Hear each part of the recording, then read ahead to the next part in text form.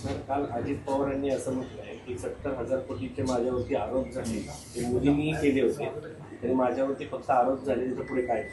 नाही नाही, हा प्रश्न फक्त अजित पवारांना पडला असं नाही आहे. हा प्रश्न संपूर्ण महाराष्ट्राला पडलेला आहे. किंबहुना देशातल्या राजकीय विश्लेषकांना पडलेला आहे की त्या जो आरोप प्रधानमंत्र्यांनी केला त्याचं पुढे काय झालं. अजित पवार यांच्यावरती जो आरोप केला 70,000 कोटी सिंचन घोटाळ्याचा, तो आम्ही केला नाही. गाडीवर पुराव्यांची घोषणा आम्ही केली नाही.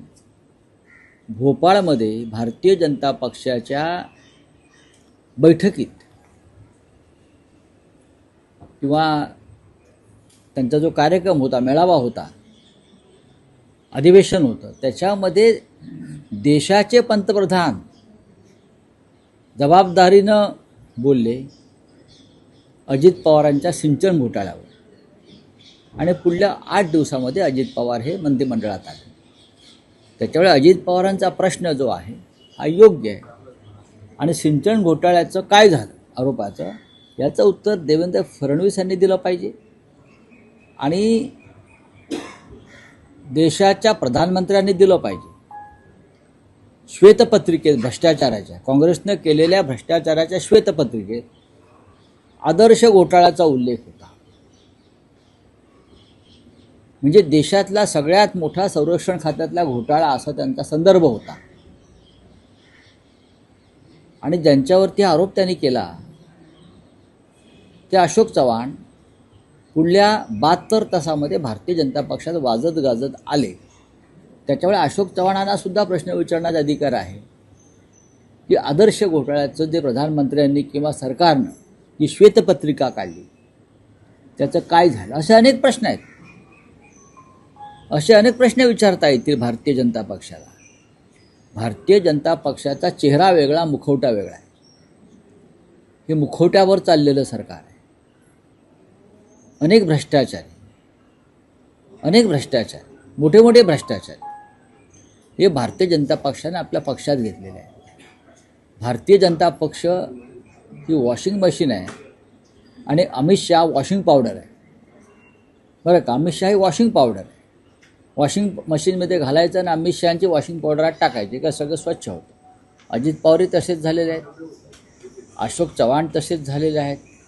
असंख्य असे लोक आहेत महाराष्ट्रात आणि देशामध्ये. राऊसाहेब, महापालिका निवडणुकांमध्ये महायुती चिंचवडमध्ये बोलताना असं म्हटलंय की भाजपला सत्तेचा माज आलाय ना, असं कोण म्हणताय? अजित पवार आणि स्थानिकांकडे किती प्रॉपर्टी आहे हे सगळं मला माहिती आहे. असं स्वतः अजित पवार बोलतायत. अजित पवारांचा काहीतरी वेगळा मार्ग दिसतोय, वेगळ्या मार्गाने जाण्याचा त्यांचा इरादा दिसतो यातून स्पष्ट. भारतीय जनता पक्ष खातो आहे आणि त्यांना खाणं सोयीचं व्हावं म्हणून इतर पक्षातल्या खाणाऱ्यांना त्याने आपल्या पक्षात घेतलं आहे. इतर पक्षातल्या खाणाऱ्यांना. जर भारतीय जनता पक्ष खात असेल, लूट करत असेल, भ्रष्ट मार्गाने प्रॉपर्ट्या करत असेल आणि अजित पवार त्या पक्षात उपमुख्यमंत्री आहेत त्या सरकारमध्ये आणि ते अशा प्रकारचं विधान करता आहेत, याचा अर्थ जनतेने काय घ्यायचा? एकतर तुमच्यावर भ्रष्टाचाराचे आरोप भाजपने केलेले आहेत आणि आता तुम्ही भाजपवरती भ्रष्टाचाराचे आरोप करता. मग सरकारमध्ये राहताय कशाला? कशा करता राहताय सरकारमध्ये? या शरद पवारांबरोबर परत, नाहीतरी तुम्ही युती केलेलीच आहे पिंपरी चिंचवड आणि पुण्यामध्ये. त्यांनी काल असंही म्हटलेलं आहे का 2 राष्ट्रवादी जर एकत्र असतील तर तुमच्या तोंडात साखर फोडो, असं अजित पवारांनी पत्रकारांना म्हटलेलं आहे. त्यामुळे तो कुठं संदर्भ हो, अजित पवारांनी भारतीय जनता पक्षाची साथ सोडावी आणि मूळ राष्ट्रवादी पक्षात विलीन व्हावं.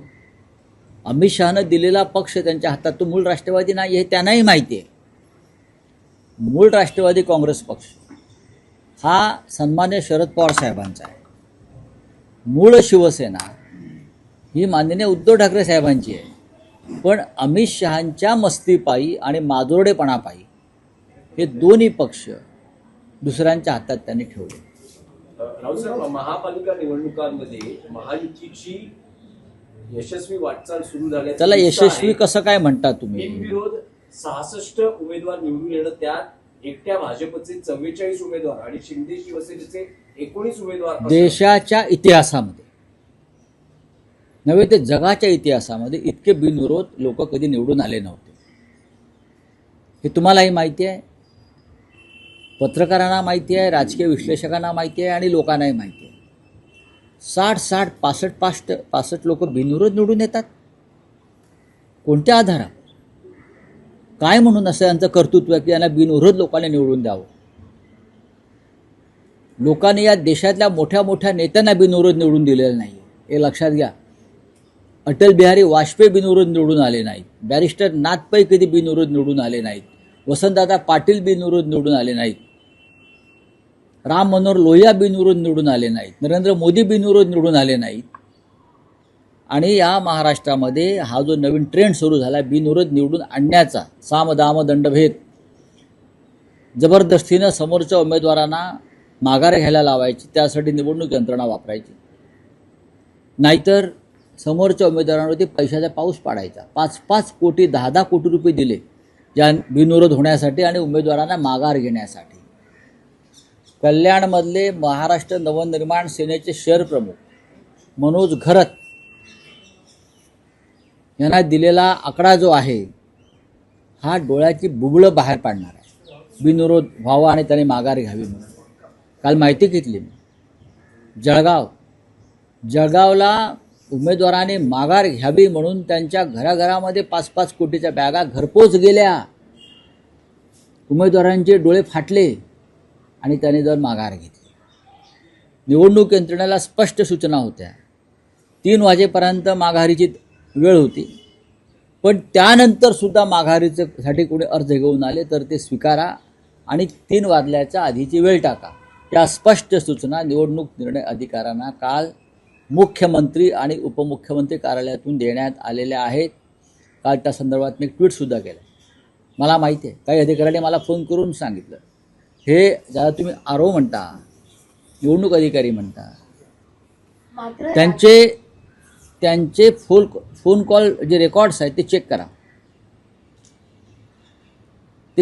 मी कालही म्हणालो, या सगळ्यांचे phone call, phone record check करा. त्यांना कोणाचे फोन गेल्या 24 तासात आले, कोणत्या पालकमंत्र्याचे, कोणत्या मंत्र्याचे, कोणत्या कार्यालयातून, हे त्याची चौकशी झाली तर या बिनविरोध माघारीचं रहस्य तुम्हाला कळेल. प्रचंड पैसे, हे असा पैशाचा खेळ या लोकशाहीमध्ये कधीच झाला नव्हता. महाराष्ट्र पूर्ण बदनाम झाला, महाराष्ट्राची प्रतिष्ठा धुळीस मिळालेली आहे. 60 लोक बिनविरोध निवडून येतात. 66 ही काय निवडणूक आहे? मतदारांनी करायचं काय? मग मतदारांनी करायचं काय? जर हे विकले गेले असतील किंवा दबावानं मागे घेतले असतील तर त्या भागातल्या मतदारांनी काय करायचं हा प्रश्न निवडणूक आयोगाला कधी पडलाय का? निवडणूक आयोग हे या भ्रष्टाचारांच्या ताटाखालचं मांजर झालं. हे पाळीव मांजर आहे निवडणूक आयोग, महाराष्ट्राचा आणि देशाचा. नोकर आहेत भाजपचे आणि या भ्रष्ट मंत्र्यांचे.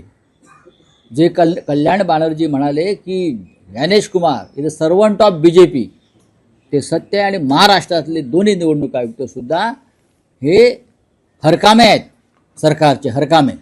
मात्र राज्य निवडणूक आयोगाने आता आयुक्तांना आदेश दिले की हे जे बिनविरोध निवडून आले ते कसे काय आले तर तुम्ही अहवाल द्या. कोणावर दबाव होता का त्यांच्या अर्जावर? हे ढोंग आहे सगळं. अहवाल कसला मागताय? आत्ता अहवाल मागताय आणि तुम्हाला खरा अहवाल देणार आहेत का आयुक्त? आयुक्त सुद्धा ताटाखालचे मांजरच आहे.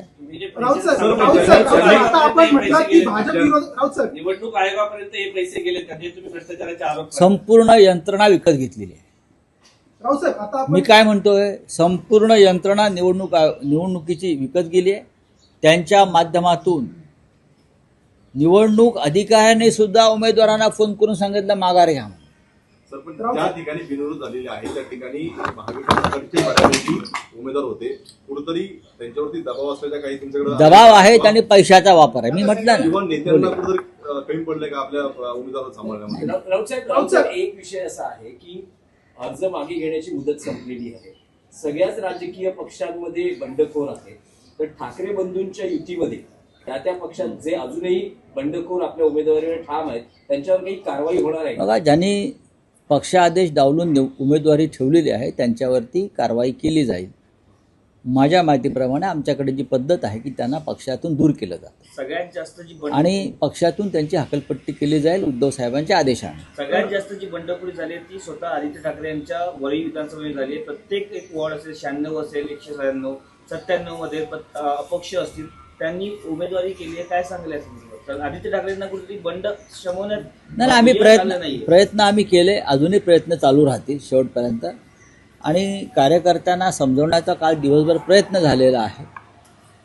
ठीक आहे, बघू. आता आपण एक मत व्यक्त केलं की दोन्ही पवारांच्या पक्षांनी विलिनीकरण झालं पाहिजे. तर त्या मी असं मत अनुषंगाने- नाही व्यक्त केलं. तुम्ही मला प्रश्न विचारला. त्या अनुषंगाने अजित हा पवार देखील एक प्रश्न अजित माझा पवार आहे की भारतीय जनता पक्षाच्या विरोधात जी भूमिका घेत आहेत, त्यांच्या भ्रष्टाचाराविरुद्ध भूमिका घेत आहेत आणि त्यानंतर अजित पवार आणि शरद पवार हे एकत्र निवडणूक लढत आहेत. त्यांचा मार्ग बदललेला दिसतो, हे माझं म्हणणं आहे.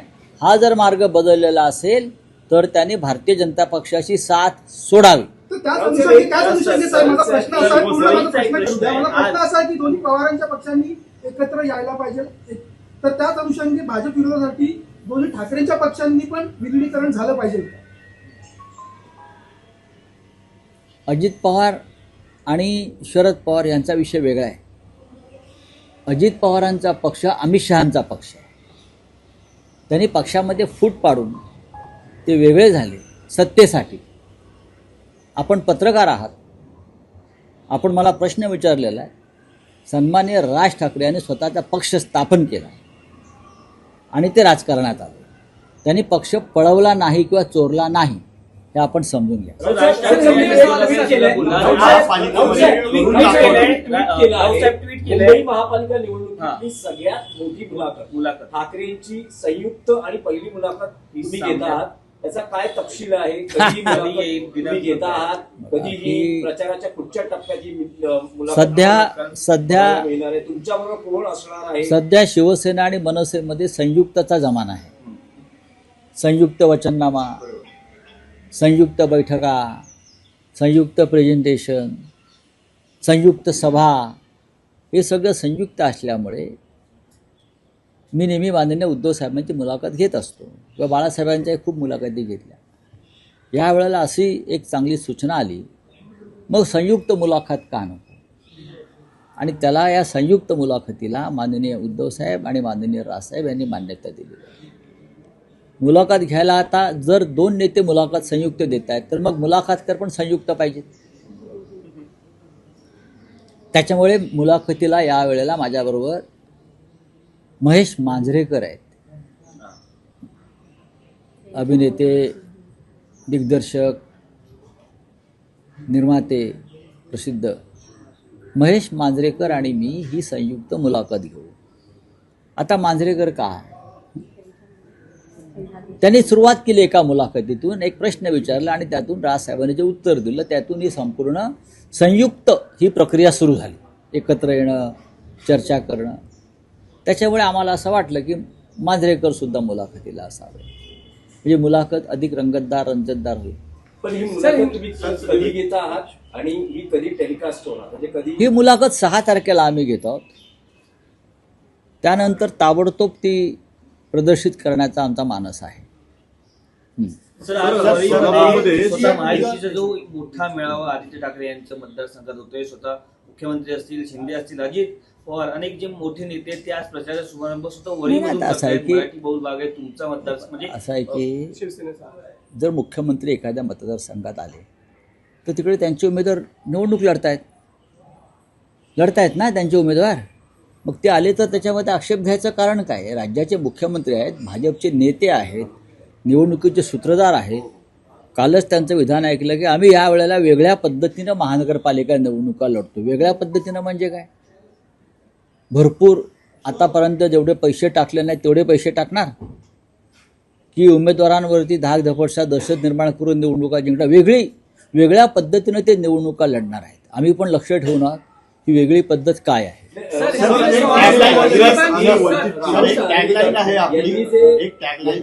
यांचा जो व्हिडिओ सध्या व्हायरल होतोय, काल तुम्ही ट्विट केलेला आहे, हरिभाऊ राठोड आणि अन्य पक्षांनी त्यांच्या विरोधात निवडणूक आयोगाकडे तक्रार केली. मग अहवाल मागवलाय निवडणूक आयोगानं नेहमीप्रमाणे. अहवाल मागवलाय ना. असा प्रकारचा अहवाल हा 8 तासात जायला पाहिजे. 8 तासात गेलाय का अहवाल? नाही. हे राज्य गुंडांचं, झुंडांचं आणि पुंडांचं आहे. तसं नसतं तर भरत गोगावले नावाचे जे मंत्री आहेत त्यांचा मुलगा अद्याप फरार नसता. अटेम्प्ट टू मर्डर, हत्येचा प्रयत्न करण्याच्या आरोपाखाली पोलीस त्याला शोधतायत. 1 महिना होऊन गेला आणि मंत्र्यांचा मुलगा रायगड पोलिसांना अद्याप सापडत नसेल तर रायगडच्या पोलीस अधीक्षकांवर कारवाई केली पाहिजे. काय करतात गृहमंत्री? त्याच पद्धतीने गुन्हेगारी स्वरूपाचं कृत्य विधानसभा अध्यक्षांनी केलेलं आहे. पण विधानसभा अध्यक्ष त्याच्यामुळे विधानसभा अध्यक्ष असते. सांगितलेलं आहे की इमिजिएट ऍक्शनने हरिभाऊ राठोड त्यांना अधिकार नाहीये तो. सुरक्षा काढा. त्यांना ते जेव्हा विधानसभा अध्यक्षपदाच्या खुर्चीवर सभागृहात बसलेले असतात तेव्हाच त्यांना अशा प्रकारच्या सूचना देण्याचा अधिकार असू शकतो. ते जेव्हा बाहेर पडतात तेव्हा त्यांना तो अधिकार नाही. त्यांनी पदाचा पूर्णपणे गैरवापर केलेला. त्याच्यामुळे विधानसभा अध्यक्षांवरती रितसर कारवाई होणं गरजेचं आहे. सर, वंचित आणि काँग्रेसची आघाडी झाली, मात्र जागा वाटपामध्ये मोठा घोळ पाहायला मिळतो. पहिल्यांदा 16 जागा वंचित गेल्या, परत 5 जागांची फेडली पाहिजे. काँग्रेसचं पाऊल चुकलं कुठेतरी. बिनविरोध निवडून येणं हा जसा घोळ आहे मोठा, तसे काही ठिकाणी असे घोळ झाले.